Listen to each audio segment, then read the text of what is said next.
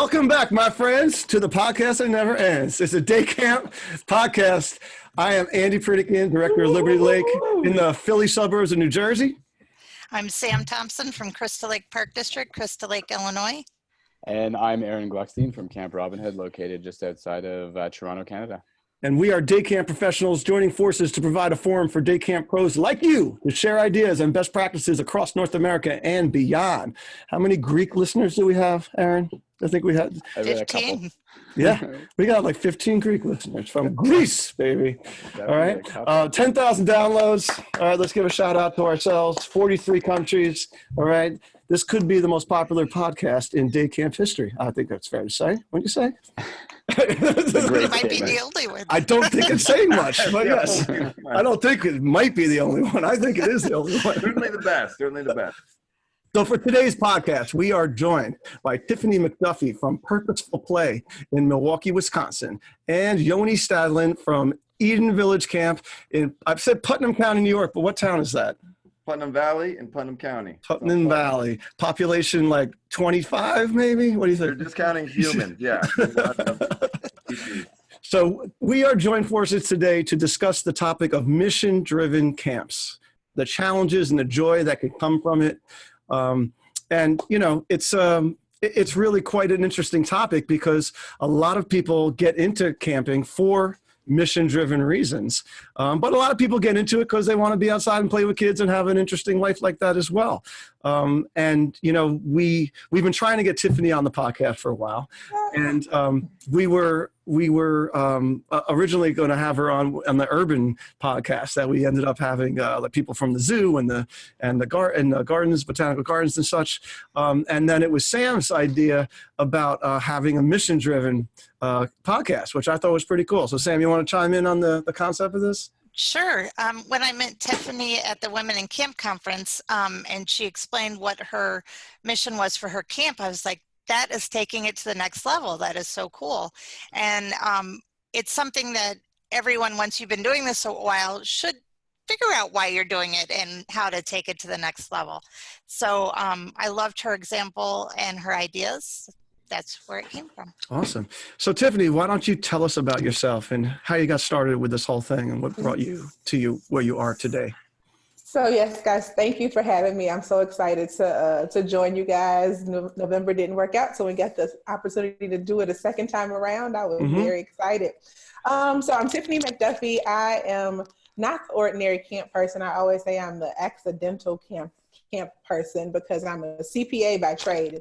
People are always like, well, how does the accountant become the play lady? And literally, my husband and I were like team mom and dad. We always were somewhere in some sort of sports arena with some kids running, jumping, playing basketball or some other random sport. And we got the idea to continue it beyond the AAU season and to actually run summer camps. And so our program literally grew from 5 kids in our backyard to serving over 300 now each summer. And so that's a little bit about who I am. In terms of Purposeful Play, our official mission is that we empower children, support families, and build community using the power of play and athletics. And it's really an ode to getting kids, you know, off of tablets and technology and back out using their minds and their bodies in the game. And not just sports, but literally just like, you know, bringing out the athlete in every child and helping them get a commitment back to physical literacy and, you know, just teaching them how to play again. We have kids like watching other kids play on YouTube. We're like, no, you can make real friends in real life, you know, so friends over followers is kind of our story. And we focus on sports as kind of like the shiny object to bring kids in, but really just the social, emotional health, the life skills are the backbone of our program. Friends over followers. That's our first nugget. That's our first golden nugget of the day. So let's go back. So we started this in your backyard. We really did. So this was in Milwaukee? This was in Milwaukee. Okay. So like, was it informal? Was it like all of a sudden you found out your kids' friends were over there and stuff like that? Or you were almost like running a daycare kind of situation? Super informal. My husband played for UW Badgers, so go Badgers, and kind of just could never let his hoop dreams go. And so before we even had kids of our own, I found myself like always in the gym. My nephews lived with us at the time. And my husband was coaching their team. And so when I say 5 kids in our backyard, it was literally like the starting 5 of that basketball team. And we know, like, we're huge into academics. And so we noticed like the kids were only staying academically eligible during the basketball season. And then they like didn't care about their grades at all. And so we were running all these, all these tournaments here and there across the summer. And I'm like, let's do super readers. Like, summer brain drain is a thing. And they like, lady, it's the summertime. Like, we're not doing that. And so we were trying to just find a way to connect books and ball so that the kids could know the value of remaining academically rigorous all year long and not just during basketball season. Mm-hmm. And we were getting cousins of those kids wanting to participate because we were doing fun things and taking them like on the college campuses to see that college athletes stay academically eligible. That's how you get to be a college athlete. So in order to reach the goals that you want, just kind of showcasing why the books were so important. And the more parents saw us doing those sorts of things, like not just playing sports alone, but taking them on the college campuses and kind of doing things that widened their lens, they were like, oh, take a cousin, take this one, take that one. So we quickly moved from my backyard to the park. We started off literally like fundraising, selling candy to try to like support this thing. And then the accountant in me was like, we need a funding model. And so we work heavily with the state and the Department of Children and Families to get funding for our program. And we were just able to market it and grow it really initially by word of mouth. So is the city of Milwaukee, do they help support you? The city really doesn't do much to help support us. The county handles all of the park systems here. And so I would say the county is very supportive. The city is like, oh, that's a nice thing to do. I think they're starting some initiatives to really begin to understand the value of recreation, especially in the urban space. I think oftentimes play is dismissed by adults as something to do after all of the serious work is done. But now there's all of these like national initiatives to make your city more playful. And I think like Rochester, New York and Baltimore have some of those initiatives. And so our aldermen here are starting to take a closer glimpse, but when you look at crime and schools and this and that, and I'm like, let's play. They're like, oh, we could see how you think that's important. So the city doesn't really help us, but the county is. Well, it's unfortunately or fortunately, you have to educate people, that play is not just fun, that play actually teaches creativity, right? Absolutely. At a really, really important level for kids. And that kids, most of today's kids don't just go outside and play. Right? They get taken to basketball where they have a coach, and then they get taken to karate lessons where they have a teacher, a sensei or whatever. And everywhere they go, there's generally a grown-up telling them what to do. And then all of a sudden they go off to college or regular life and they got to figure things out on their own. Exactly. And they didn't grow up the same way that our generation did, So this whole free play thing, we've done an episode on it.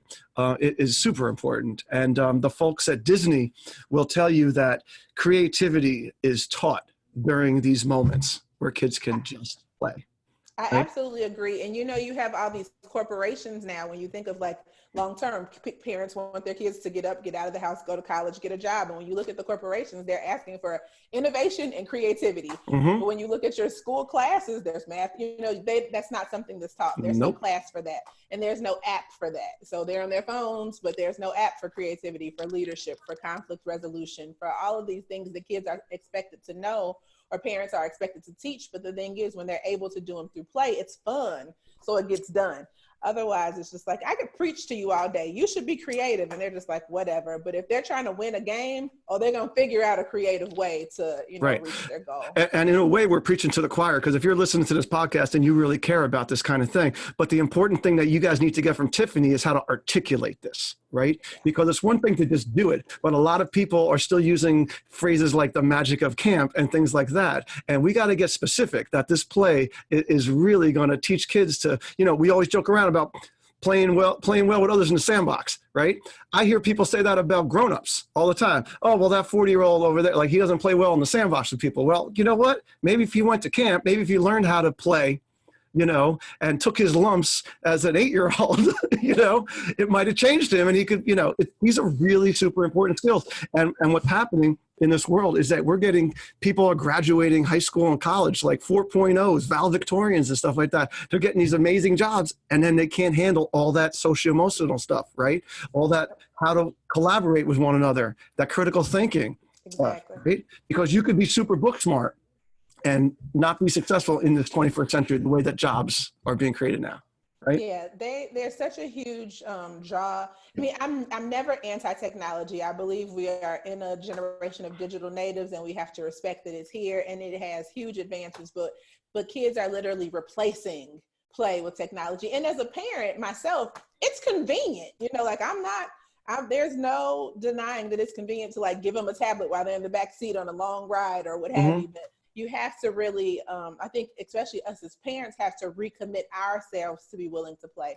And one of the things that we do at camp that's really unique is we host these events called pop-up play days. And it's a way for us to bring the educators, the parents, and the children all together to play together. When we do it at schools, it's really cool because the kids are getting to see their parents and their teachers play together. But can you hear me? Yeah, it's awesome. Okay. But awesome.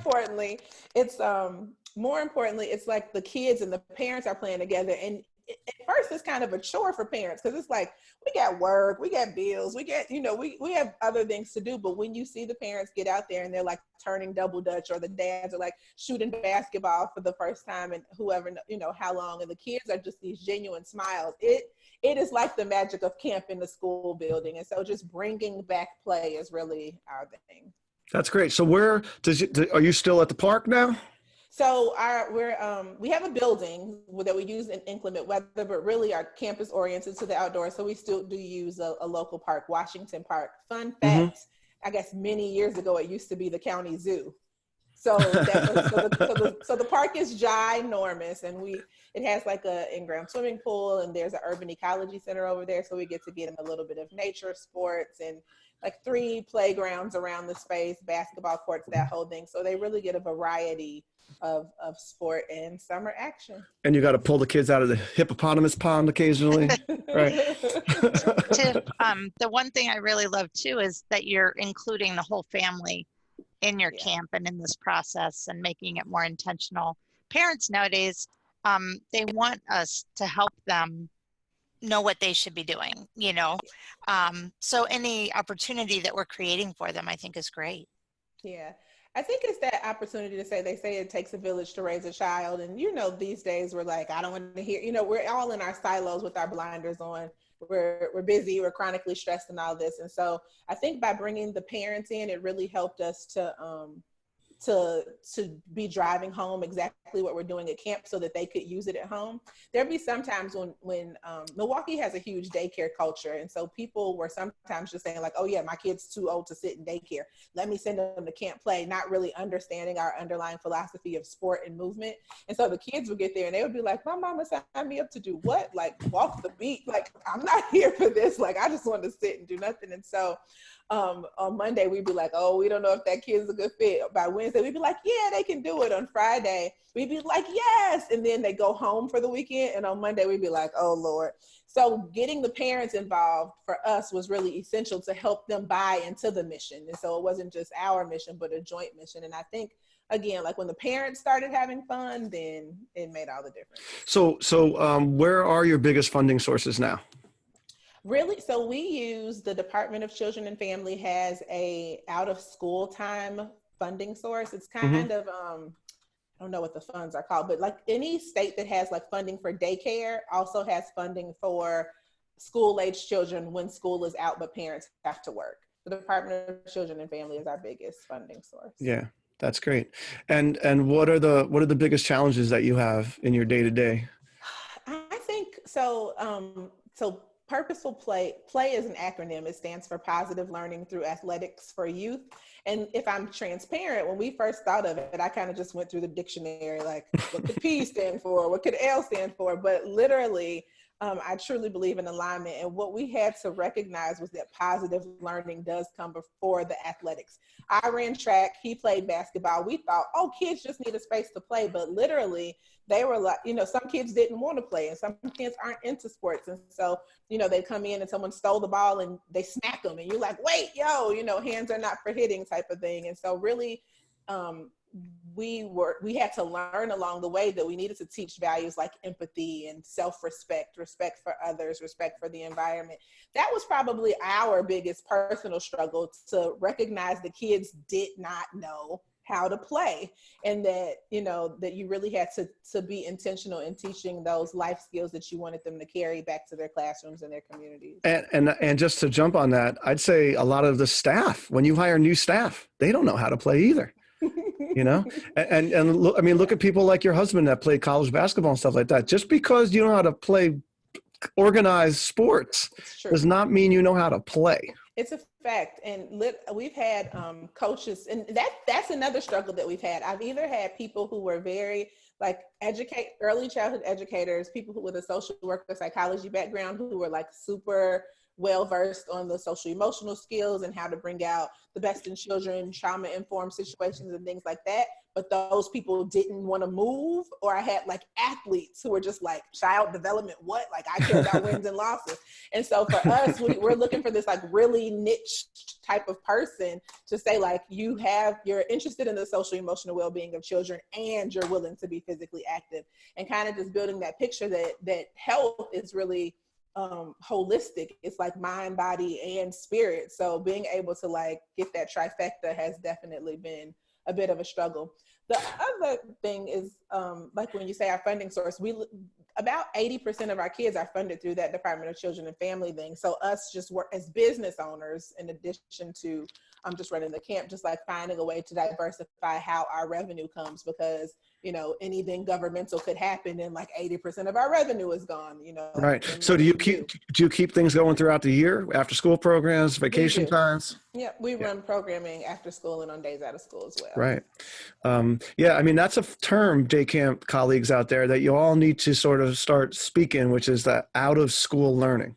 That's a big thing now. It's a hot topic with Department of Education's on a federal level, on a state level, and there's money put aside for this stuff. Okay, because they understand that schools can only do so much during the time that they're in school, and there's a lot of really smart people now recognizing that camps can be part of this equation for the kids. So how many years now has it been since the backyard to now? This was our 7th summer. Last summer was our 7th summer.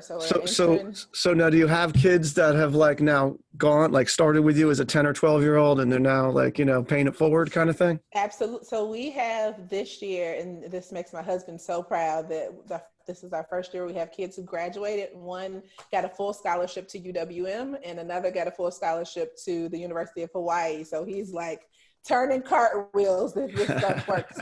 And so for me, I'm far more on the soft skill side. I love that we can create athletes, but if we create athletes who have a horrible attitude and who are egoistic and pompous, then I just you don't matter. Not you don't matter. That's rough. But you know what I mean? The soft skills matter more to me. So they're returning as coaches, and they've served for a couple, because we take junior coaches at 16. So they've come back, and just for the younger kids to see oh, you were here with me, and now you're going on to actually achieve something that I want, is really awesome. We also have a girl coach who plays in the WNBA. And so that was really inspiring for the girls to help us keep the girls in the game, and them to understand that it's not just for boys. Gotcha. So it's play, M as in Milwaukee, K-E, I guess that's MKE is Milwaukee in Yes. abbreviations, playmke.com. Yep. All right, if you want to check it out, it's a pretty cool, involved website. There's lots of awesome language on it. There's videos. Maybe you catch a picture of Tiffany on there somewhere. Thank you so much, Tiff. I Nope, appreciate thank that. And they'll probably do a word from our sponsor at this point. Drop it in there, all right, Matt? But next up, since, when Sam said, we have Tiffany, we want to do a podcast about mission-driven camps, no particular day camp popped in mind, but a resident camp that I had consulted with a few years back, to me was the most impactful mission-driven place that I had ever been to, and the directors that I know. So I thought that I would bring the prophet himself. Hey. So I had to get a waiver from Go Camp Pro to bring on a resident camp guy, because it's day camp pod, Yoni. But did you ever go to day camp? Did you ever go to day camp? I did as a little kid in Philadelphia, JCC Day Camp. All right. So then you got a hall pass on that then. Love it. That's cool. I So worked Yoni. as Day Camp director for a couple of years too. Oh, really? Where? The 92nd Street Y had a little day camp. Oh, yeah. That's how I got my step up into the camping world, was through day camp. Oh, that's awesome. All right. Well, let's start back at the beginning. Okay. So how did Yoni give me your little origin story of how you gathered all this stuff to be able to create a place like Eden Village? Well, I was born with an identical twin brother, so I kind of was like in a bunk to start off with. The group and shared. And then I grew up going to camp since I was a little kid, and it was a big buoy in my life. And all throughout my 20s, I didn't have a full-time job in my 20s. I was always doing jobs here, jobs there, traveling, volunteering, working. And every summer I'd come back to working at overnight camps, and I ended up working at 7 or 8 different overnight camps. I'd go in and to a camp, and I kind of do my thing and be like, wow, that was awesome. Let's try something different in another camp, and kind of hop around, which is great to kind of get the landscape of what different camps do and which camps thrived and how. And then I met my wife and moved to New York City to be with her, and I started going to graduate school for education. And one day, so I'm doing the dishes. This is the camp's origin story. I'm sitting there one day doing the dishes on one foot in tree pose, which is a nice way. Multitasking. Yeah, multitasking. You're doing the dishes, get some yoga in. Heck yeah. And I'm thinking, all right, what's it going to be like? Okay, so after I graduate, maybe I'll get a job as an assistant director one day. And maybe one day I'll be a director, and then I can really try to inform change in the camp. Because I'd seen in these other camps, in my little silos, I'd seen thriving. I'd seen things that worked. I'd seen like newness and see kids' eyes light up in different ways. And I wanted more of that. But I was like, oh my gosh, it's gonna be so much work to go into a pre-existing camp and try to change everything. Everybody, camps have been around for 100 years. They're like, we can't change it. We've been doing it this way forever, which we can talk about later, the trap of that. So in that moment when I was thinking about, okay, maybe my career path, I said, wait a second, maybe instead of go to another camp and try to slowly, in an uphill way, try to change it, start a new camp. That was my aha moment. And in that moment, I was thinking, it's a Jewish environmental, spirituality, and social justice based camp. That was in that moment. And social deficit, you said? Social justice. Social justice, right? Each other, being nice. Sure. Right, Yeah. Yeah. No, and by the way, I had never heard of social justice until Yoni started talking about it, and then I got a book he recommended about it, and it really, really is phenomenal stuff. It really works very well into any camp. Yeah. And so the stars started aligning, and a couple weeks later, I found out about a huge $1.1 million grant. I remind you, I never had a full-time job before. I never applied for a grant before, and my wife and I applied for this grant, and a lot of big institutions were applying for that same grant. And the day after we got married, we're on our way to our honeymoon, and we got a call, and when they said, hey, you got your ticket to make your life dream come true. And so boom, now that we've had Camp Andy for 10 years, we have like 450 campers on our East Coast camp. We got another grant to start a second camp out in California, Eden Villiage West. I got to say, when I had that idea while doing the dishes, I was kind of like, oh wow, this feels really big. And I talked to one of my professors, and she said, Yoni, thanks for sharing this idea. Just so you know, camps don't grow on trees.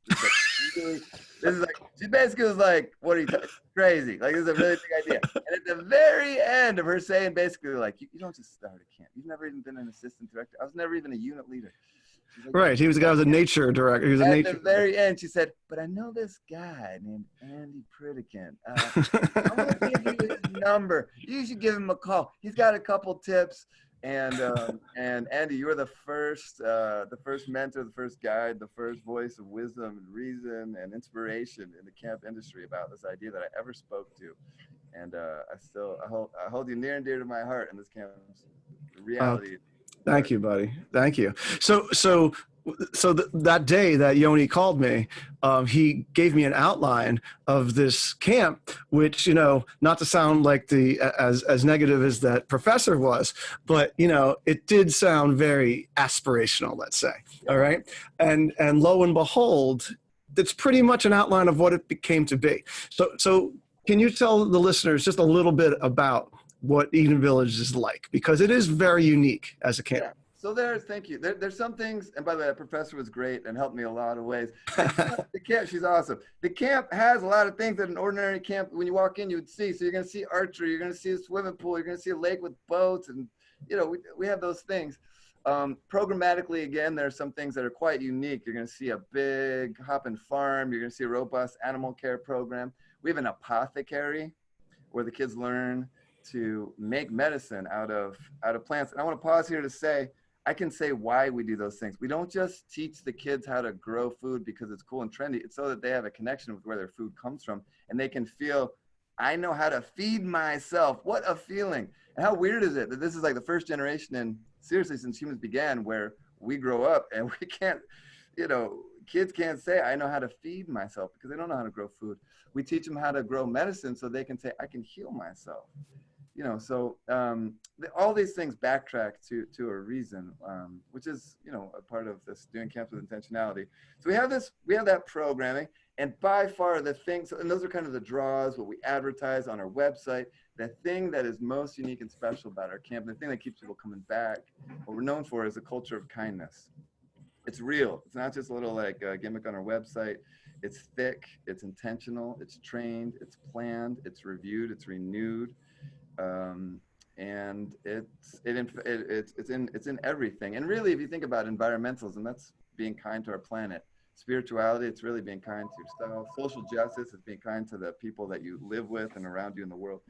So kindness is cool. That's the big thing. Eden Villiage Camp, kindness is cool. So give us some examples of this kindness thing, because it's easy to say that, right? But you do some very unique, specific things along those ways. I think saying it is actually the cheapest, easiest. A lot of places just put things, their missions, their values on their website. Right. They talk the talk, but walking the walk is the hard part. Maybe a start, but really should be at the end. It's like, if you're doing it good enough, your value, if you've honed in on your value, which I'd say for most camps that are kind of like, oh, we just run a typical day camp, and you want to be values oriented and values based, you shouldn't have to say it. They'll know it. If you have to rely on saying it, you're not there yet. So, but the first thing is, what are your values? I just want to pause there. A nice exercise that you can do with your team, with yourself, with your mentors and friends is ask, what are the ideals of this camp? If we could make this camp, scratch everything, pretend we have infinite time and money, like, what are our ideals? Start with that big, holy, awesome, big question. Doesn't mean we have to get all the way there. That's a good exercise for honing what are our values and what do we want to underline. And so for us, kindness is one of them. I mean, people at our camp sometimes literally cry coming down our driveway. That sounds weird, but our kids make all these beautiful signs. They're handmade signs, all coming up and down our driveway about things like you are appreciated, just about being loving and kind. And so you're coming down the driveway, you haven't even got out of your car yet, and you're flooded with probably 40 signs that hopefully inspire you. You can tell they're kid made. They're cute and cute little sayings. We hire for it. It's part of our application. We're asking questions and looking for people that exude kindness. You know, I think if anybody's listening as senior staff, you have to, this is probably it, you have to exude it. You have to be the value that you're trying to manifest. A big part of our job, I think, as camp professionals is to manifest our values. So whatever that saying is on our website or whatever you say, our job is to make it 3D.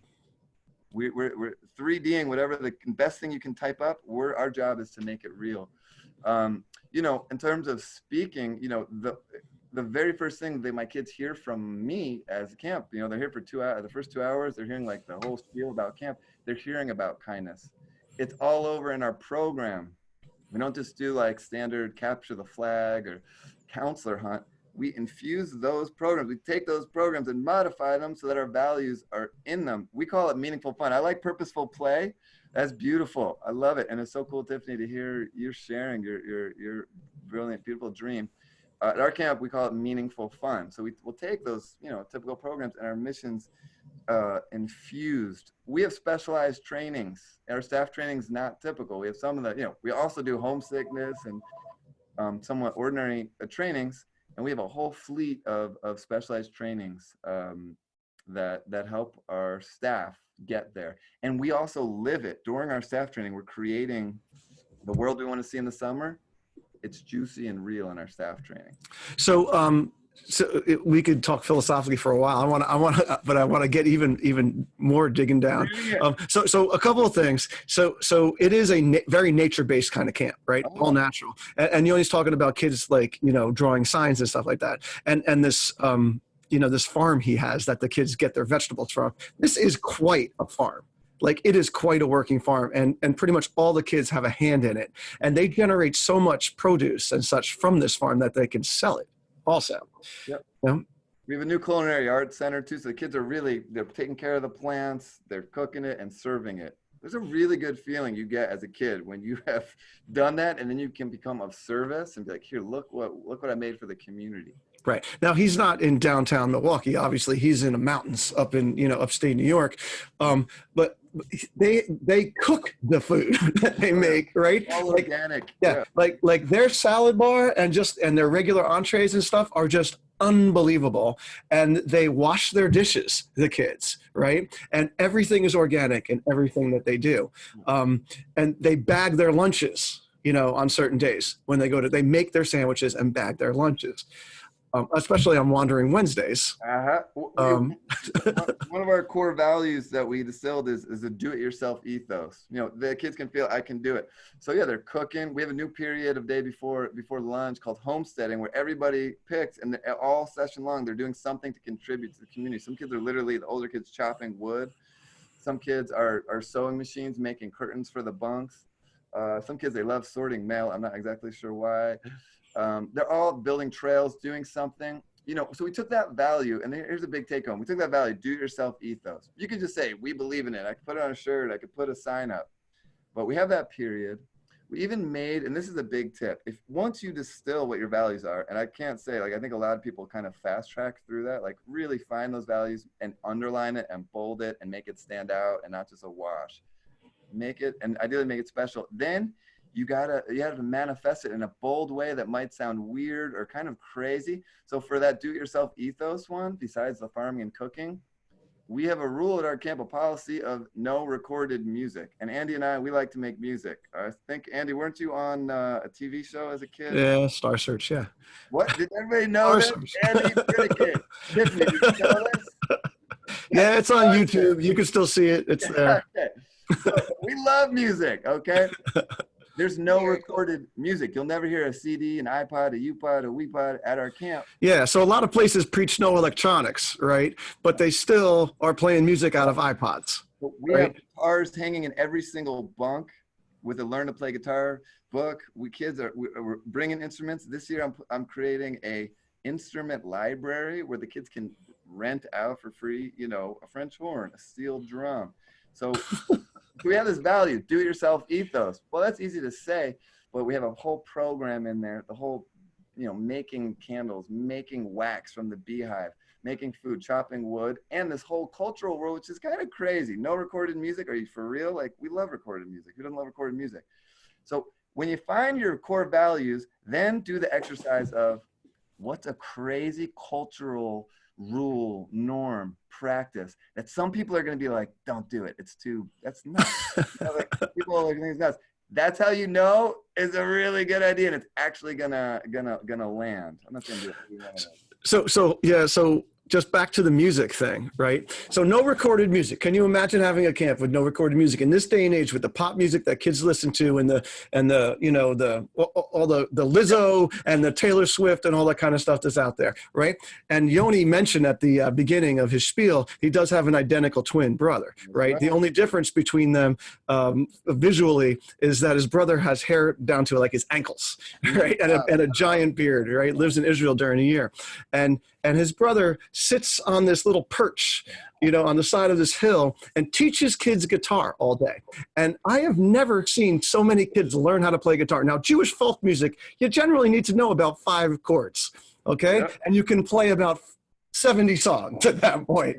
And at the end of every meal at Eden Village, the whole place bursts into song, and the counselors play instruments, the kids play instruments, they're playing drums, and everybody. So no recorded music, yet the most musical camp potentially that I've ever been to. It's really, really quite magical.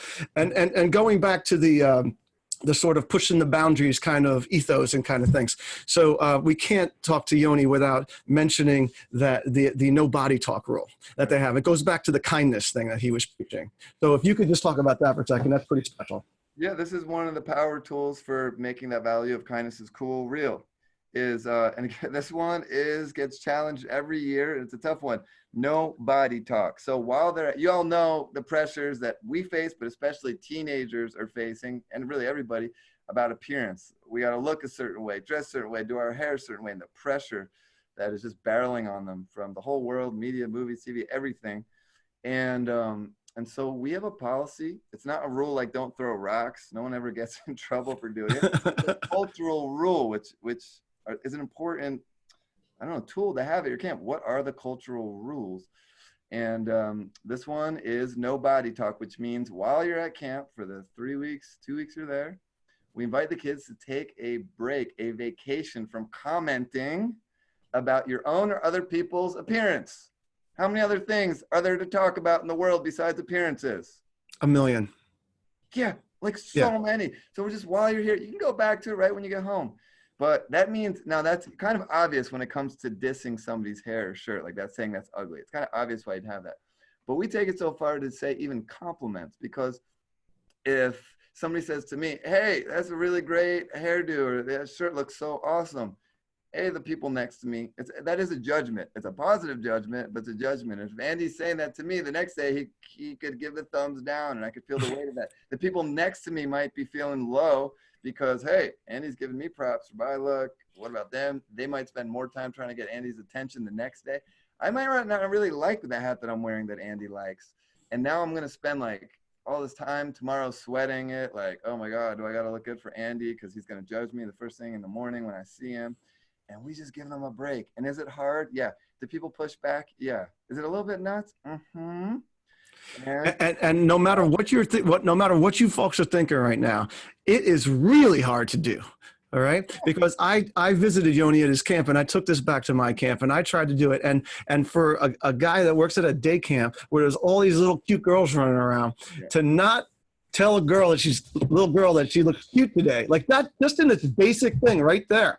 Like, it's just unbelievable how often staff do that. Yeah, and then think about that for girls' images and all that kind of thing. Like, it's really not the best thing to do.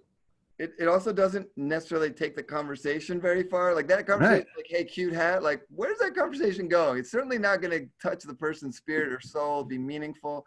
And so when you make that cultural rule, a couple things happen. A, it pushes the kids to actually have possibly meaningful conversations with each other, like to actually get to the who am I and who are you. It also gives the kids the opportunity to be conscious thinkers and speakers. For some kids, when we put this rule out, it's the first time, besides like basically like don't curse, it's the first time they're really, wait, what do I want to say? What do I want to contribute to the conversation? Like, how do I want to interact with this person? They really put a filter on their speech, which is is a life skill. It's a good Yeah. And I think that I really helped change a bunch of people's, like their whole way that they communicate with people by suggesting not to do this and even my daughter to this day will tell somebody that their soul shines before she tells them that they look pretty today. That's amazing. You know, because that's what it is. It's when you want to compliment somebody, it's because of that positive aura or something that they're putting off. Yeah. Right. But sometimes I think people sort of lack words or they don't want to really get to that essence of it. Exactly. They sort of avoid it. Right. So very cool. Yoni, very, very cool. And like Yoni said, they got a grant to open up a second version of their place on the West Coast, which is super neat. So did they have their first summer last year or is it this year or what? Going into their third summer. Third summer. My gosh, time flies. Yeah.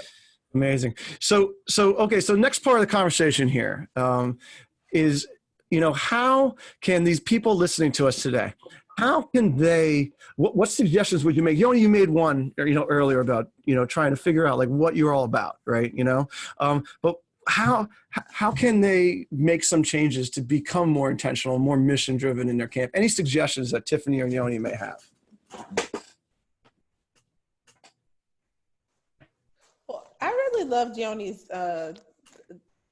thought of having like a clear ideal of your core values. I think so we're working on a curriculum because we're looking to scale the program. And one of the things that we did was just to think like, well, what do we want a child to look like at the end of the summer, at the end of a season, at the end of a year? And that really helped us to like drill down on what our core values were. We have what we like call a 5-finger pledge. And the point of it is to like the high five is super hot, you know, super hot in sport, but also just like to make it really simple for the kids to drill in so that they know, you know, and what happens here. And so I think just creating a culture of what happens here and what you want a child to look like at the end of their experience with you can help you define what your culture is or what your mission is if you don't really feel like you have one. It's great. It's visualization. Yeah.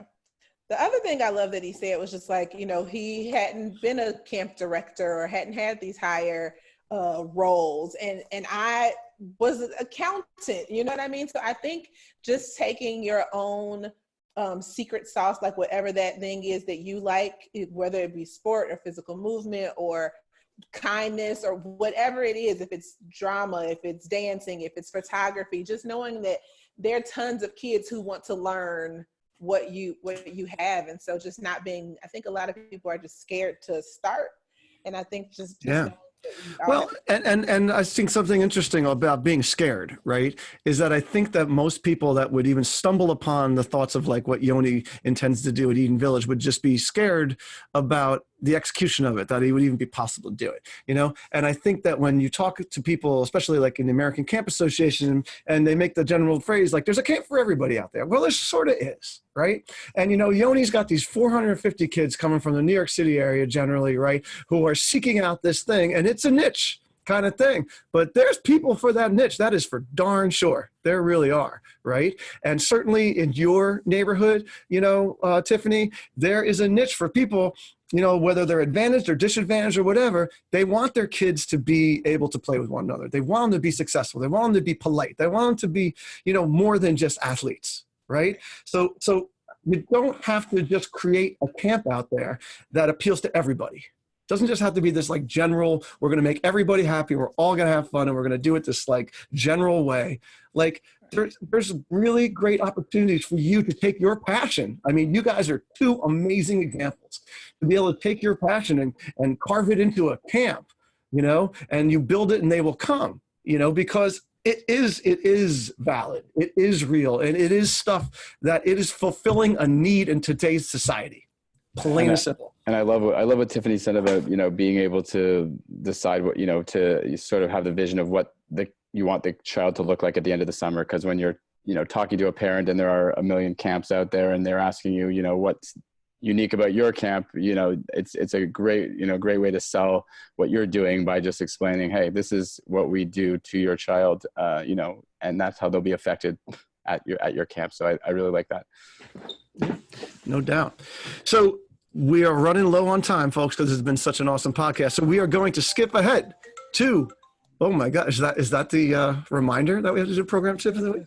So it's time for the program tip of the week. We need music for that, Matt. Program tip of the week. All right, so I'm going to go first, and mine is going to feed off of both of our awesome guests today, because it takes from them, and it also takes from one of our last guests, Michael Brandwine, who back when I was trying to figure out how to be more than just a general camp, I went to a couple of great workshops with Michael, and Bob did a similar one, where he talked about, finding out your core values, what you're really about. And similar to what Yoni said, I sat down my top leadership people and said, what is it that we're really trying to teach these kids at Liberty Lake? And going to what Tiffany said, what is it that little Johnny's coming to camp like here, and we want him to leave way up here in what kind of values and what kind of skills and what kind of behavior? What are we really trying to teach those kids?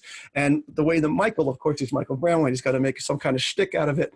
He was like, well, you come up with 5 of them and they'll can be your star points. Right. And, instead of selling happiness and fun and memories and all this kind of general stuff that you see all the time in the camp world, he's like, come up with the essence of what you really are, and come up with if you're trying to teach respect, you're trying to teach kindness, you're trying to teach empathy, in my camp, it's teamwork and independence and aspiration and friendship and integrity. Those are my star points. Right.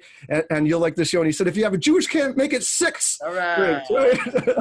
So anyway, we did that exercise. We came up with those star points, and that's what we sell now. And that's what's on my website. And that's what's on the kids' t-shirts. And that's what's on the signs coming down the driveway, Yoni, as you had said. Yeah. Right. And when I did that, I thought that the jaded teachers that were working for me, that I thought they were going to be like, oh, this is so corny. I can't believe Andy's making us do this kind of thing. And I was completely wrong. They were like, this is why we became teachers. This is why we're in youth development, because we want to make better people. Nice. All right. You're up there. All right. So, my main mission is being inclusive, mainly with special needs, but that also includes being accessible to more campers. I'm nonprofit, so which a lot of the Illinois camps are. So I got this tool from the Nonprofit Leadership Lab, and it's an assessment where you can ask yourself, is this program a good idea? And it's got 15 questions. It's going to be on the show notes, so you have access to it. But it's got 15 questions, and if you're going to start a new activity or a new program, 10 of those questions have to be a yes. If they're not a yes, then you shouldn't be going forward. The other half of that is whatever is a no, you have to look at, can that no be turned to a yes? So for example, the one I liked the most is, can you describe the connection of the program to your mission in 2 clear sentences? So it's just bringing it back to, why are we doing this? Does it have anything to do with our mission? Is it the right direction that we're going in? We're not just doing it because it's cool or it's a new fad. So anyway, that's on the show notes. Can't wait to see it. All right, Aaron.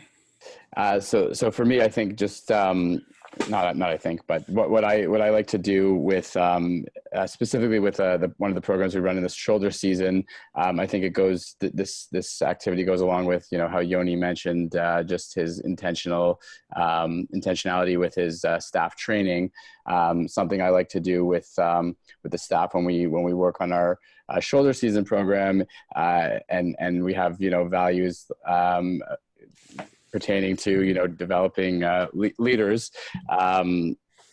What we do is we put this facilitator blueprint activity into play, and basically get the staff to draw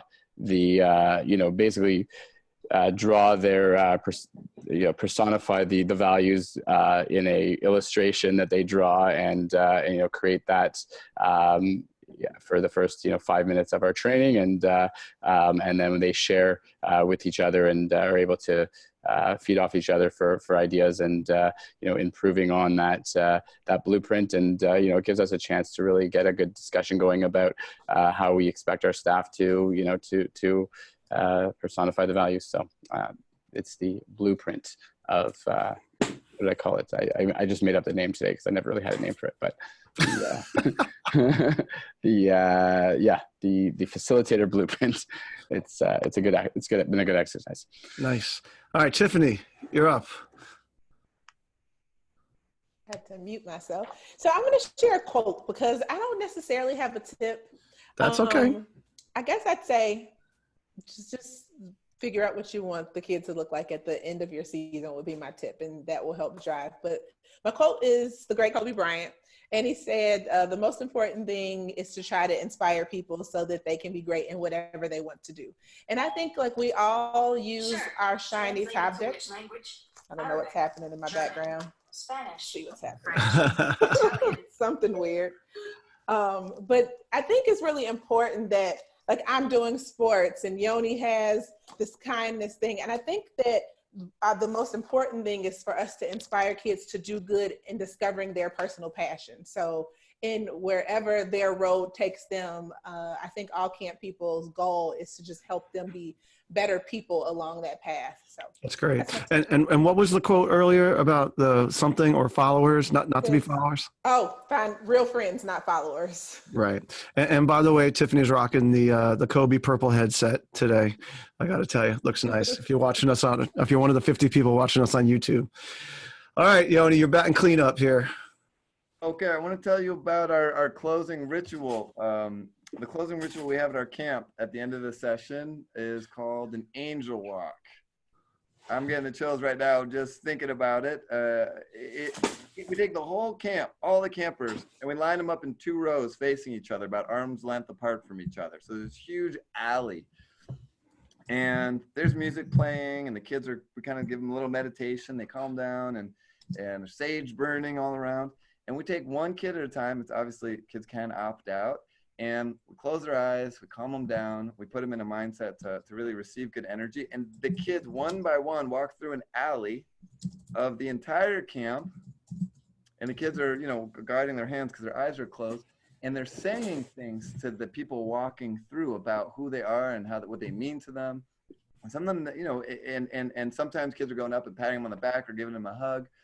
And the feeling that you get, I mean, really, you see the kids coming out. There's always a fleet of kids literally crying tears of joy for the first time in their lives.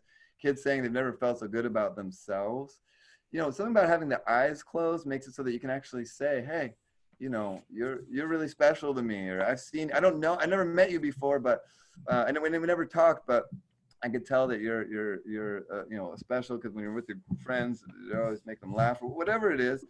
And it's amazing. It's called an angel walk, and there's music playing. And for a lot of kids, it's the highlight of their camp, and some of them the highlight of their lives. I mean, I can't tell how many people have written their college essays about it, and it makes them feel really good. And I'll say, when I go through it, the angel walk during staff training, or sometimes with the kids, it's the most close to home of me really understanding the power and the impact that the camp is making. It's when I walk through with my eyes closed, and I hear from everybody what's happening. That's actually when I'm like, oh my God, this is this camp, it's working, It's so beautiful. And imagine if you're some kid and this is the first time you've been up there, and you've been up there for only 2 weeks, right? And people are whispering in their ear, people don't realize the impact they have upon others, and this is just a great way to show that. These kids being able to see that it's boys, especially, that's okay to cry. Right. What a tear of joy actually looks like. I mean, these are things that are almost taboo to talk about, with kids. But they see it, and they're allowed to feel. They're allowed to be their kindest, sweetest selves. And with the body talk thing off the table, it's not like somebody's walking through and they're like, nice shirt. They're actually saying things that get to they're trying to talk to the person's spirit. And of course, there's no pre-recorded music, so I'm picturing this band, the staff band, pseudo Grateful Dead staff band playing in the background. And the music is special. We have certain songs we reserve for the angel walk. They really only come out. Oh, really? Angel walk specific songs, and again, I just got the chills again. Remembering it is beautiful. It is absolutely stunningly beautiful. Yeah, and you could do that at your camp. You know, this is easy, teachable stuff. And certainly, like, I may not put this in at a day camp with a bunch of like first graders, but for my teen leadership program, for my 14 and 15-year-olds, are you kidding me? Like, this is perfect. We did this the Angel Walk at our reunion. It was in New York City. We went and just did it flash mob style in the street, outside subways, outside grocery stores, old people, dogs, strangers just walking through. You don't even, you know, I'll just say this, Andy, my last thing is that an idea like this, the most important thing isn't even necessarily the music or the sage or how many people learn it. It's brave and bold leadership. Somebody sticking their neck out and say, this is kind of weird and strange and certainly atypical, but I'm going to go for it with both feet in. Whatever your value is, whatever program it is that you choose to do something bold, and that's leadership. And that's what the world is thirsty for, and what your camp is probably thirsty for. That's a great little exclamation point on this podcast today. So thank you, Tiffany. Thank you, Yoni, for spreading your joy and your wisdom with us. And we want to also thank our Go Camp Pro executive producer, Travis Allison, and our producer, Matt Hansberger, and our dedicated sponsors, ACA New York, New Jersey, Commercial Recreation Specialist, and AM Skyer for allowing us to bring this podcast to you. If you don't want to miss an episode of the Day Camp Pod, you should subscribe on Apple Podcasts, Spotify, Stitcher, SoundCloud, or Google, and give us a nice little rating while you're at it. We saw our stats the other day. Did you know that 15% of the Day Camp Pod listeners listen through their iWatch, their Apple Watch? 15%. I find that bizarre. But anyhow, thank you for listening through your watch. Check out our show notes from this and other episodes at daycamppodcast.com. And feel free to send us feedback and new ideas for future pods at our email address, daycampquestions@gocamp.pro. Thanks for listening, making yourself a better day camp professional. We'll be back in 2 weeks with another episode of the Day Camp Pod.